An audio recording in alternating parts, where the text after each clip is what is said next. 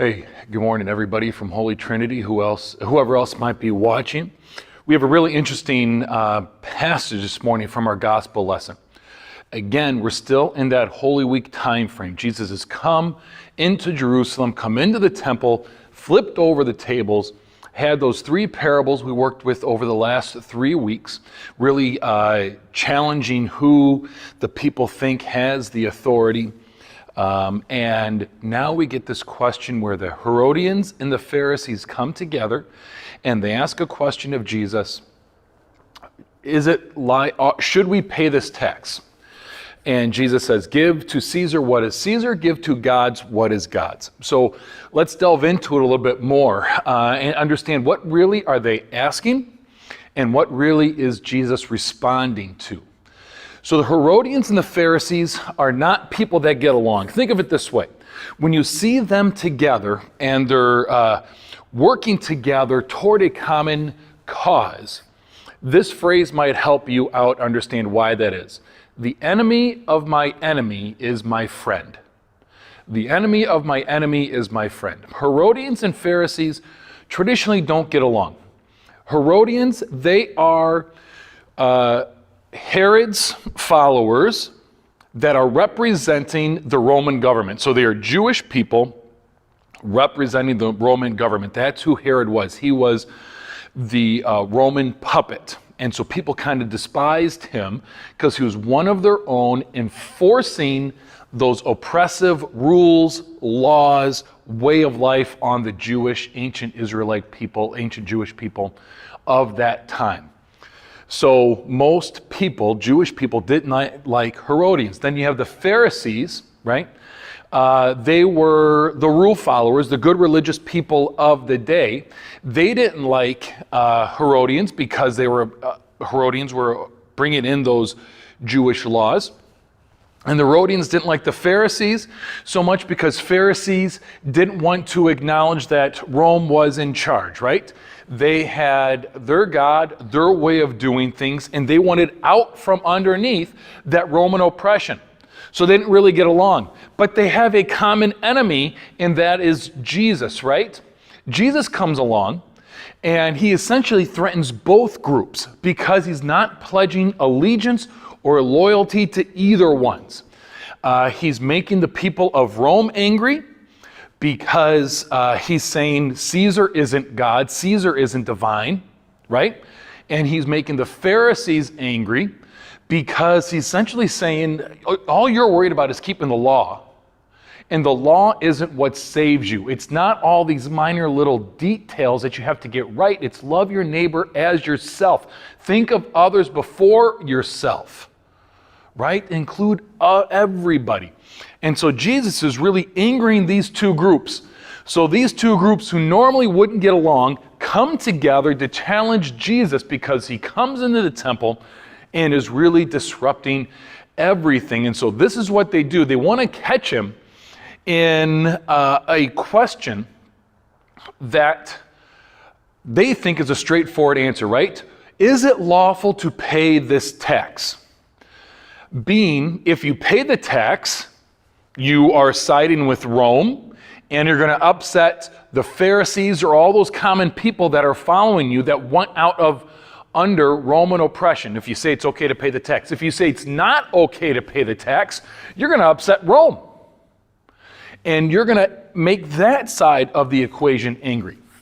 So a little bit about this tax also, just so we have a better understanding of it.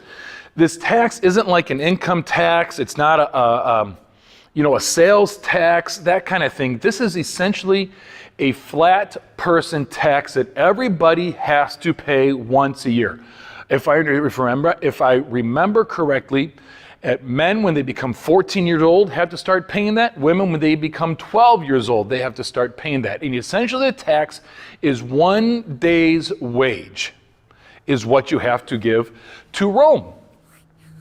Just for existing, right? You have to pay this just for existing. Doesn't matter what you are, what you do, all those kind of things. Everybody has to pay it. So is it lawful to pay it?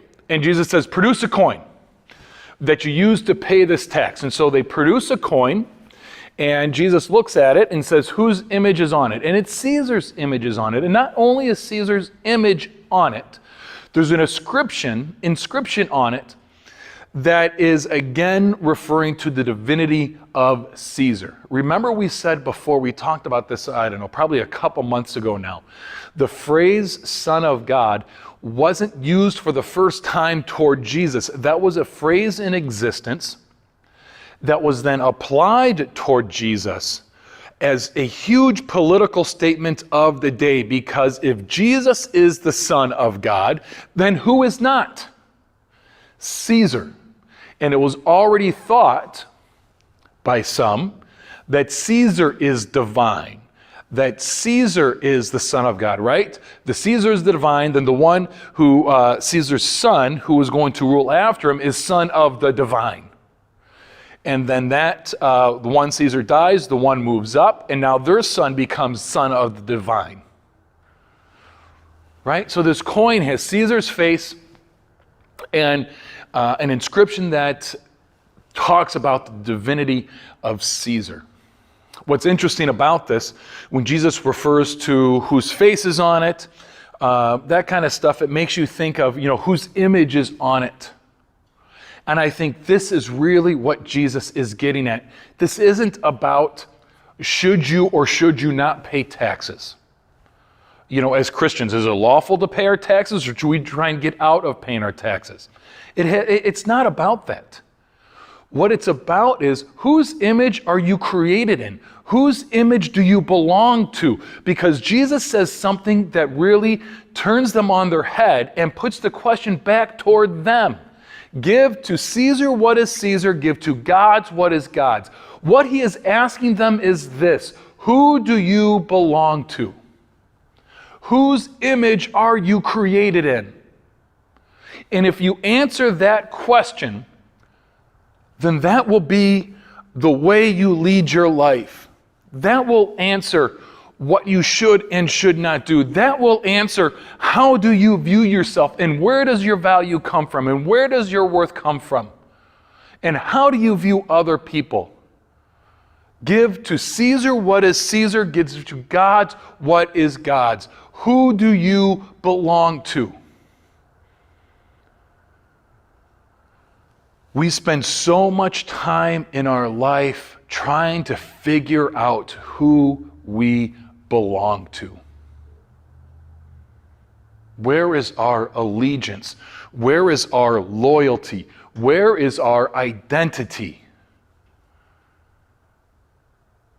We have one loyalty, one allegiance, one identity, and that is to God and to God alone.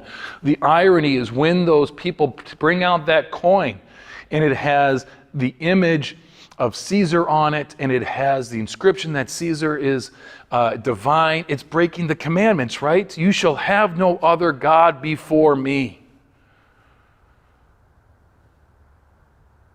Have we put other gods before Jesus also? Who are those gods? Where does your identity come from? We've talked about this. There is no I am a Republican, Democrat, American, you name it, therefore I believe. I am a child of God.